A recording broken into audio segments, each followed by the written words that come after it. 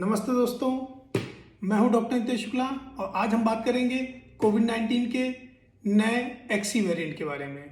तो लोगों के अंदर इस समय बहुत सारे क्वेश्चंस हैं कि एक्सी वेरिएंट कहाँ से आया, कैसे बना, कितना खतरनाक है और क्या क्या इसके सिम्टम्स हैं।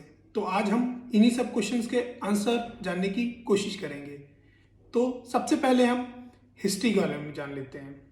ये कोविड-19 का जो एक्सी वेरिएंट है, इस सबसे पहले इसका केस यूनाइटेड किंगडम में जनवरी में मिला था। इसके बाद लगभग 600 से ज़्यादा जो सैंपल्स हैं वो पॉजिटिव मिले हैं डिफरेंट कंट्रीज में। इंडिया में पहला एक्सी वेरिएंट मुंबई में 6 अप्रैल को वेडनेसडे को मिला था।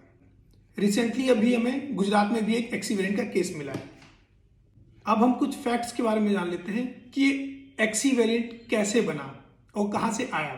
जैसा कि हम सभी जानते हैं कि हमारा फर्स्ट वेव जो थी वो अल्फा वेरिएंट की थी, सेकेंड वेव डेल्टा वेरिएंट की थी जो 2021 में मार्च अप्रैल के आसपास आई थी, और जो थर्ड वेव जो विंटर्स में रिसेंटली हमें आई थी ओमिक्रॉन वेरिएंट की थी।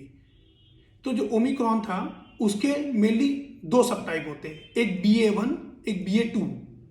BA2 में सबसे ज़्यादा ट्रांसमिशन रेट और सबसे ज़्यादा इन्फेक्टिव रेट था कंपैरिजन देन BA1 के, पर लकली दोनों ही डेंजरस नहीं थे और हॉस्पिटलाइजेशन रेट जो था वो कम था। अभी एक्सी वेरिएंट कैसे बना? XE variant is called recombinant. इसका मतलब क्या है? जो ओमिक्रॉन का BA1 और जो BA2 वेरिएंट था उनमें जेनेटिक म्यूटेशन हो गया, जिसकी वजह से एक नया वेरिएंट तैयार हुआ जिसको नाम दिया गया XE variant. Recently news XM variant के बारे में भी आई है और इनफैक्ट एक नया वेरिएंट भी मिला है जो डेल्टा और ओमिक्रॉन में जेनेटिक म्यूटेशन की वजह से बना है, लेकिन अभी इन सब नए वेरिएंट के बारे में उतनी न्यूज़ नहीं मिली है। एक रैंडम प्रोसेस होती है जेनेटिक म्यूटेशन की जो वायरस के अंदर चलती रहती है, जिससे नए नए वेरिएंट बनते रहते हैं। इसलिए कोई बहुत घबराने वाली बात नहीं है। जब तक कि हमारी गवर्नमेंट और जो हमारी स्वास्थ्य संस्थाएं हैं वो हमें कोई निर्देश ना दें या कोई इंडिकेशन ना दें, तब तक हमें घबराने की जरूरत नहीं है, अवेयर रहने की जरूरत है। तो अब हम जानेंगे कि कितना खतरनाक है एक्सी वेरिएंट, क्या उससे हमें घबराने की जरूरत है या नहीं। जो एक्सी वेरिएंट है वो ओमिक्रॉन वेरिएंट की फैमिली का ही है। तो जैसा कि अभी तक हमने देखा है कि एक्सी वेरिएंट जब से डिस्कवर हुआ है तब से उसमें कोई भी सिग्निफिकेंटली इंक्रीज केसेस नहीं देखे गए हैं, ना ही उतनी हॉस्पिटलाइजेशन रेट देखा गया है। तो उसको देखते हुए हम ये कह सकते हैं कि हमें घबराने की जरूरत नहीं है।